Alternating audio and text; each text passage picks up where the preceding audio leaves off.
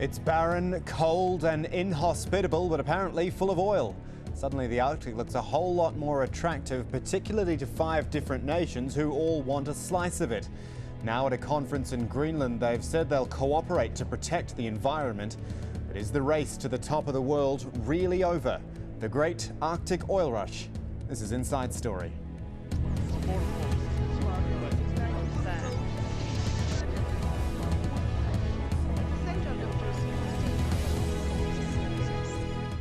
Hello, I'm Kamal Santamaria. In an age where more and more investment is being put into renewable energy sources, there's nothing like a good old oil rush, or at least the modern equivalent, to remind us it is still the most sought-after commodity on the market.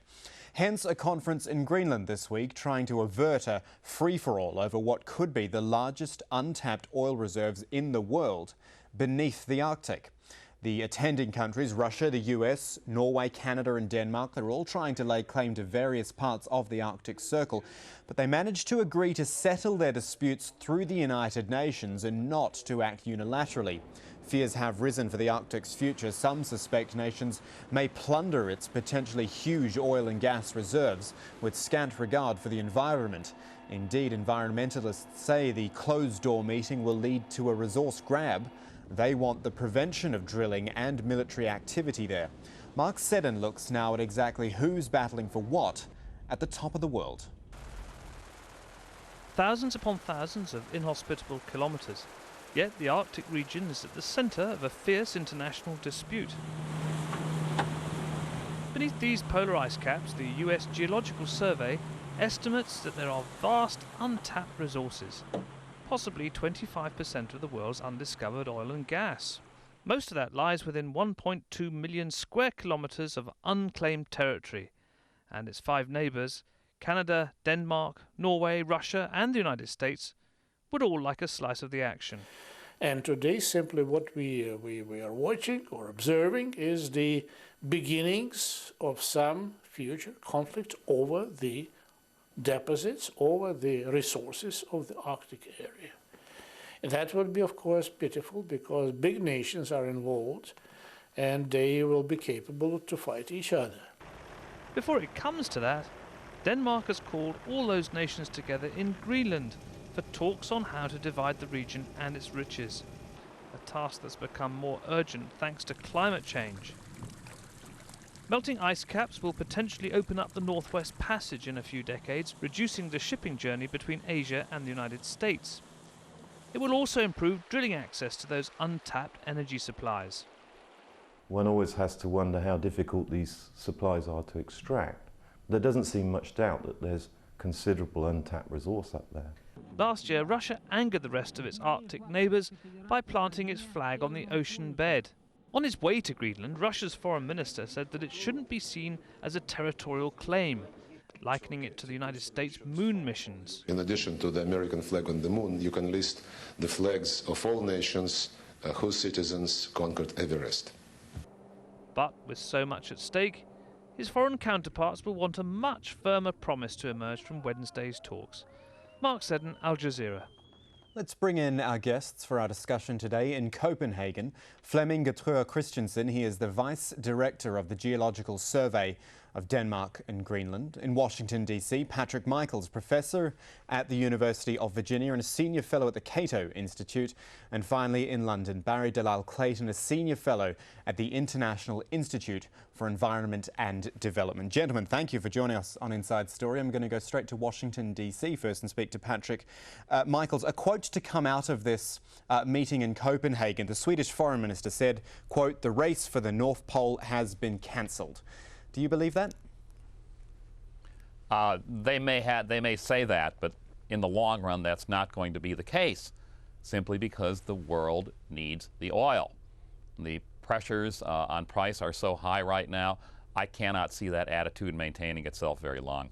It is, I guess you could say, a bit of a soft conclusion to a conference which was supposed to bring these 5 nations together, but could we say in some way that it was positive that they actually met in the first place and didn't just run roughshod over the whole place? Yeah, I think that's good because there's obviously going to have to be some cooperation on this, all these shared coastlines. But you know, this has been done before around the world. Nations speak with each other about minerals and oil all the time. This is not particularly unusual. VIKTOR Christensen in Copenhagen, if I can come to you to just take a step back from the meeting and actually look at the issue itself, the issue of the oil. We say this is believed to be the largest untapped oil reserves in the world. How good is the actual guarantee that there is all that oil there in the first place? I think there's a lot of interest for the Arctic from the big oil companies, and of course the main reason is that they believe in the geological potential, and with the present very high oil price they are prepared to invest, although they know that in the future it will be very expensive to explore and produce. But there is a strong interest from a lot of the large oil companies in the world. And do you agree with what we heard Patrick Michaels say about the fact that we need the oil, it's there, we should just go for it anyway? Of course, we expect there will be a strong need for oil in the future, and that's the reason that companies are prepared to invest, even though it may take 15 to 20 years before they can start producing in some of these areas.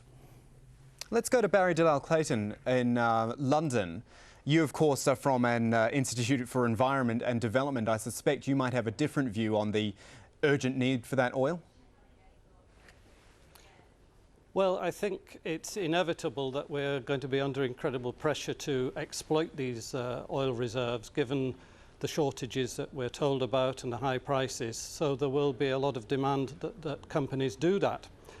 But from my perspective, we need to take into account the much broader aspects of this, and that is that the polar regions, and in this case the Arctic, are facing profound changes as regards climate change. We've all seen images of polar bears struggling to survive as the ice melts. We know that the ice cap will open up trade routes.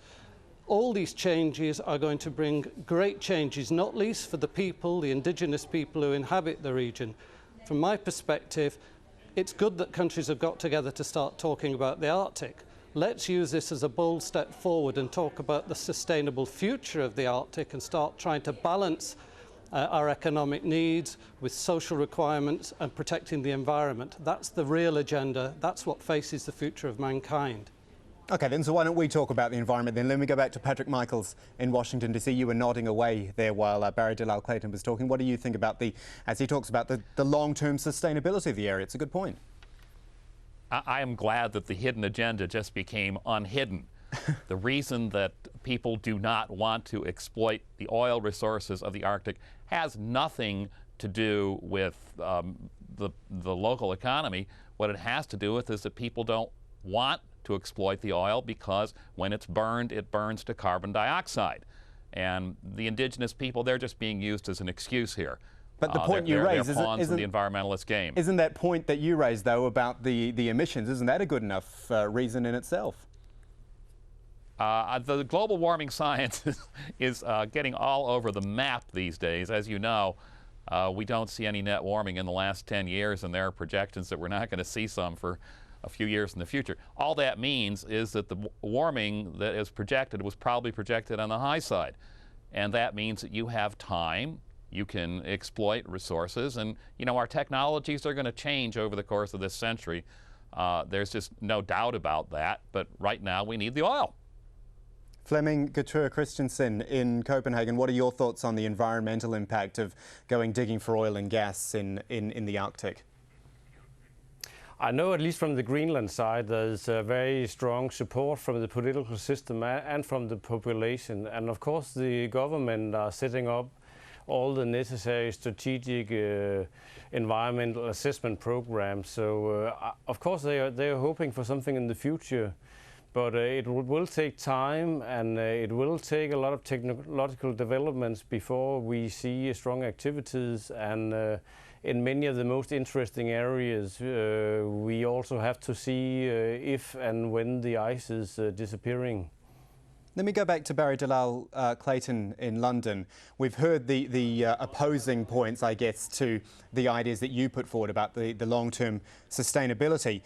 But as Patrick Michaels raises, oil prices are high. They're not going to come down anytime soon without an increase in oil. a lot of us drive cars. Wouldn't we all like to see lower oil prices, lower fuel prices and more oil because of it? Of course we would, but the very people who want to see low oil prices also want their future and their children's future secured.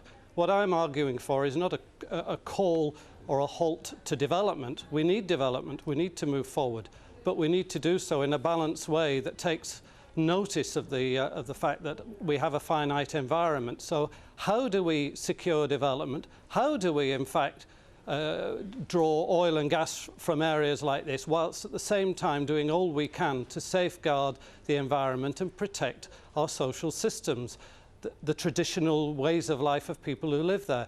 These can be, these different aspects can be achieved, but the trick here is to open up the process, not just 5 countries sitting behind closed doors, but a far more transparent process with a broad range of stakeholders who can set their visions for the future, agree what can be done, agree what would not be sensible to do, and move forward. So it's a question of finding the right balances, the right trade-offs, not putting a block on development per se.